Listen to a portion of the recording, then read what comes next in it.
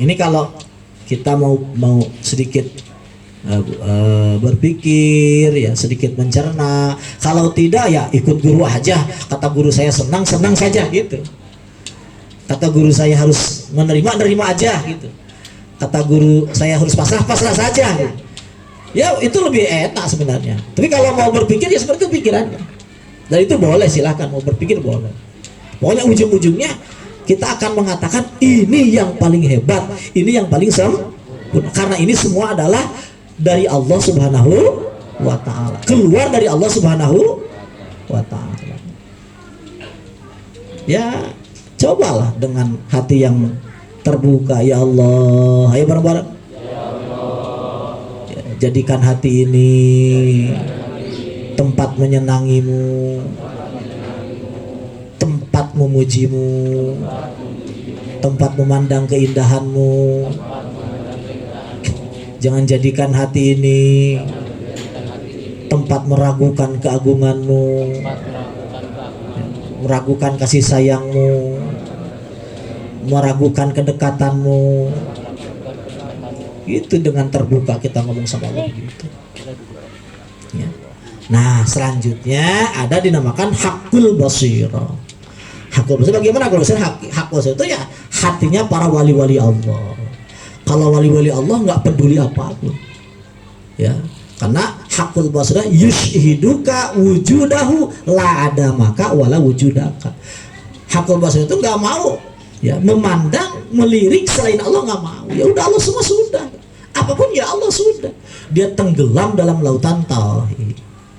Jadi sudah, dia kerjanya cuma, ya sudah, nggak bisa menyaksikan suara Allah, nggak bisa. Dipaksa dia harus menyaksikan luar Allah, nggak bisa. Itu namanya hakul basirah. Jadi kalau syi'aul basirah menyaksikan kita enggak apa Allah dekat. Kalau ainul basirah menyaksikan kita enggak ada selain Allah enggak. Kalau hakul basirah hati yang menyaksikan hanya kepada Allah. Itu namanya hakul. Itu ilmu tasawuf. Ya saudara-saudara ya teman-teman sekalian,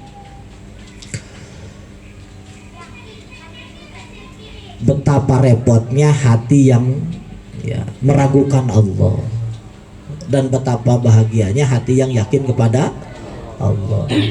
Harus kita yakini ya,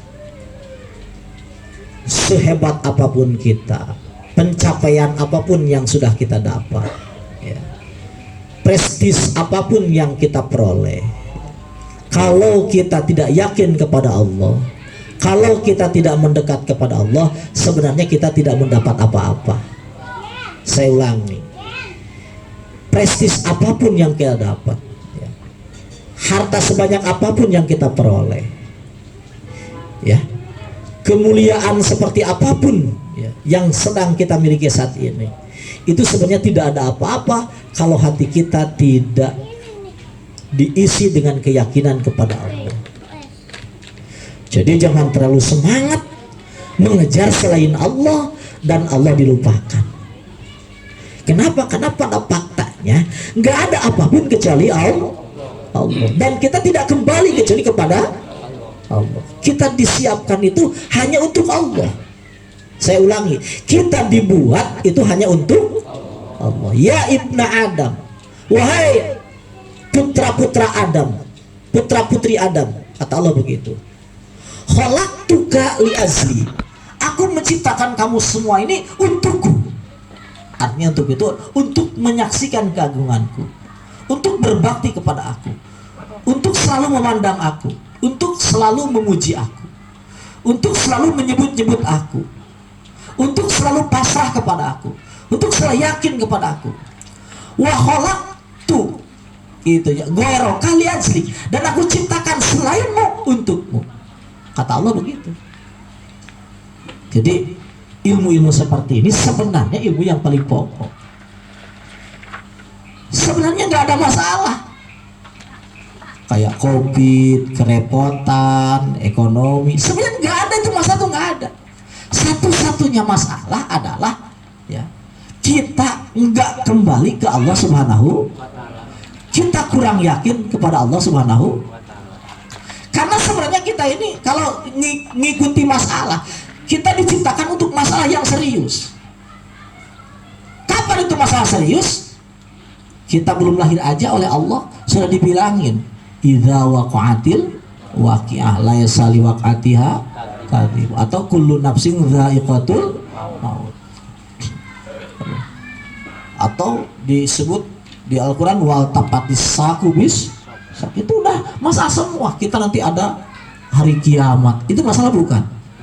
Masalah. Kita nanti kedatangan 2 tamu, sebut satu tamu namanya malaikat Israil. Kemarin Pak Haji Poyo sudah didatangin tuh malaikat Israil. Itu tamu nanti akan datang. Itu masalah bukan? Masalah. Nanti kita akan masuk alam kubur. Ada ditanya 2 malaikat Munkar Nakir. Terus juga kubur itu sekian keadaannya. Terus nanti kita akan dibangkitkan dari kubur mahsyar. Terus nanti kita akan nyebrang surga dan neraka, namanya Siratal Mustaqim. Itu masalah bukan? Itu masalah sebenarnya. Kira-kira nggak ada uang, kurang uang dibanding dicabut, dibanding datang Israel aja, kira-kira berat mana? Nggak ada uang dibanding alam kubur, berat mana? Nggak ada uang dibanding, nggak ada beras dibanding mahsyar, berat mana? Itu masalah semua. Dan masalah sesungguhnya. Jangan terlalu kita itu terlalu. Makanya harus ya, ajak saudara-saudara kita, teman-teman kita ya. Ngajilah bareng, begini-begini biar denger-denger lah. Ya kalau ke Sukabumi ya cukup sebulan sekali, 2 minggu sekali. Tapi di sinilah, sering di sini. Saya anjurkan kalau bisa tiap malam ada gitu. Tapi jangan siang malam ya. Kalau siang waktunya nyari duit. Jadi jangan sampai dikir ganggu nyari duit. Karena kalau diganggu begitu bahaya gitu. Bahaya ya. Jadi siang nyari duit, malam dikir. Kumpul-kumpul aja. Saya senang di Kuningan ini udah berjalan itu full tiap malam. Padahal Kuningan baru itu. Tiap malam tuh full. Tapi gonta-ganti, ini tempat ini gonta-ganti. Tapi full. Nggak ada waktu sedesa itu. Ya. Terus muter dikir. Kayaknya di sini juga harus begitu gitu. Ya kalau di sini seminggu 2 kali misal. Di Kiai alhamdulillah seminggu 2 kali misal.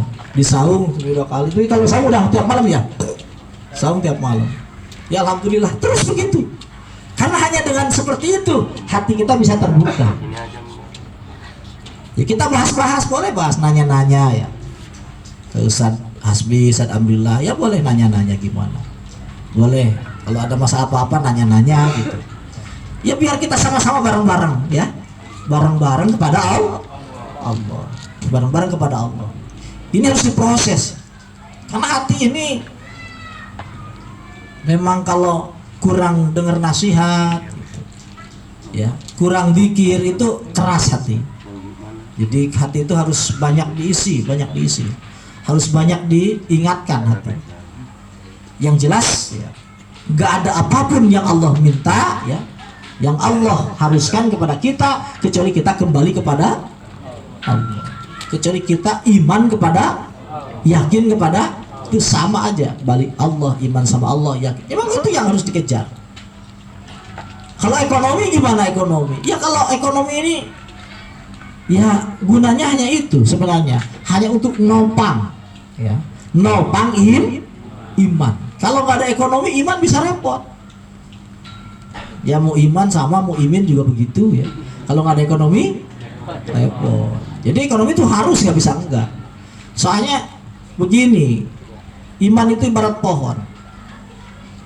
Kalau masih kecil pohon, itu kalau nggak dijaga, ya, nggak dipagar, nggak di ini, nanti ada orang lewat keinjak gitu. Sama anak-anak bisa dimain-main gitu. Atau ada kambing bisa dimakan. Ya. Cuma rentan aja. Nah ekonomi itu termasuk penjaga iman, dijaga sama ekonomi. Jadi biar ada macam-macam, ada isu-isu apa ya, karena ada uang ya biarin, uang banyak gitu. Nggak mudah goyah, nggak mudah. Kalau orang punya uang itu nggak mudah goyah ekonomi, imannya nggak mudah goyah. Tapi kalau duit kurang, ada godaan dikit, itu mudah goyah gitu. Ya, kalau duit kurang, ada godaan-godaan dikit, mudah goyah. Nah, jadi ekonomi itu penting untuk menopang iman. Tapi maksudnya hanya menopang saja, menopang iman saja. Supaya kuat iman, ekonomi banyak. Bukan iman kamu yang kuat supaya banyak ekonomi, ya bisa aja seperti itu ya. Tapi kurang pas gitu, kurang pas. Tapi ya memang begitu, faktanya begitu. Tapi jangan dijadikan filosof. Memang yang orang-orang kuat iman itu ekonomi pasti kuat. Kenapa? Karena dia nggak berpikir ekonomi gitu. Ketika nggak berpikir ekonomi, ringan. Ketika ringan maka kekuatannya besar. Ketika besar ya penghasilannya besar gitu. Tapi kalau orang mikir ekonomi terus, ibarat dia kalau mobil itu terlalu banyak muatannya, jadi jalannya lambat gitu. Semakin jalan lambat ya semakin lama gitu. Untuk sampai semakin lama. Kalau akalnya kosong dari ekonomi, kalau perahu, kalau mobil, kalau kereta semakin cepat gitu. Makanya lebih mudah kita nggak bingung ekonomi daripada bingung ekonomi untuk kaya raya. Jadi masih mudah kita pasrah, kita menyerah, kita mantap, ya daripada kita bingung untuk mendapatkan ekonomi. Jadi dikir banyak, hati mantap ke Allah itu lebih cepat untuk kita kaya raya dibanding kita terus mikirin ekonomi. Itu sudah mujarab, itu sudah memang seperti itu. Tanyakan kepada orang-orang milioner dan sebagainya itu, hartawan atau miliarder, tanyakan. Pasti mereka itu bukan orang-orang yang begitu rakus pada duit, bukan. Tapi orang rakus kepada cita-cita, keinginan dan sebagainya. Nah kita cita-citanya begitu, mengabdi kepada Allah, memperkuat iman. Sudah saudara-saudara sekalian, ya, di zaman sekarang ini kita ini ya sudah bisa dibilang di ujung lah, ya kita, ya menurut saya di ujung lah. Kiamat kapan saya nggak tahu, cuma sudah di ujung-ujung. Kalau ujung-ujung begini ya nggak bisa kita ini ibadah biasa-biasa, nggak bisa. Harus ibadah yang benar-benar serius. Dan ibadah serius ini ya kita itu bukan harus dari masjid ke masjid berangkat, bukan. Harus pergi ke Mekah, bukan. Tapi benar-benar mendekatkan hati kepada Allah. Itu seriusnya seperti itu. Harus benar-benar membersihkan hati dari selain Allah. Kalau ibadahnya cukup kita pegang tasbih, ya, kita berzikir, ya wakil. Salat 5 waktu dijaga. Itu aja, salat 5 waktu dijaga. Kalau yang punya kesempatan buat duha, tambah duha. Kalau buat kesempatan ada qobliyah ba'diyah, tambah. Kalau enggak, paling tidak salat 5 waktu harus dijaga. Kalau kerjanya sibuk banget, saya cuma 5 waktu aja, kerja sibuk, ya boleh lah. Tapi sambil pegang tasbih. Ya kalau saya kan ada qobliyah, ada ba'diyah, ada duha, tahajud. Karena memang saya nganggur gitu. Saya nganggur. Kalau yang kerja ya terserah itu. Yang penting dikir banyak. Mantap sama Allah. Sekarang dunia sudah begini, ya. Kalau semua pada lupa, semua pada larut, ya, dalam kepikiran saya kasih COVID sama Allah. Semua bingungnya urusan masker, bingungnya urusan cuci tangan, bingungnya urusan physical distancing. Apa yang begitu bisa mencegah penyakit? Nggak mungkin lah. Kalau yang begitu benar-benar bisa mencegah penyakit, ya harusnya Indonesia yang paling banyak kena daripada Amerika, betul tidak? Karena mereka yang benar-benar menjaga. Harusnya Cina yang lebih sedikit, karena mereka yang benar menjaga. Harusnya seperti Italia yang benar-benar terjaga, Brazil, karena mereka yang lebih melaksanakan itu. Faktanya begitu enggak? Enggak, justru mereka yang lebih. Itu ada dari ya Allah kan begitu aja begitu. Terus sekarang ikuti enggak itu saran pemerintah? Ya kalau pemerintah sudah ngomong ya kita ikuti aja. Kita niatnya ibadah. Karena nurut sama pemerintah itu adalah ibadah. Atiullah wa ulil amri. Kita taat pada Allah, pada Rasul dan pemerintah. Itu memang karena dia nyuruh enggak maksiat, ya ikuti aja, laksanakan saja.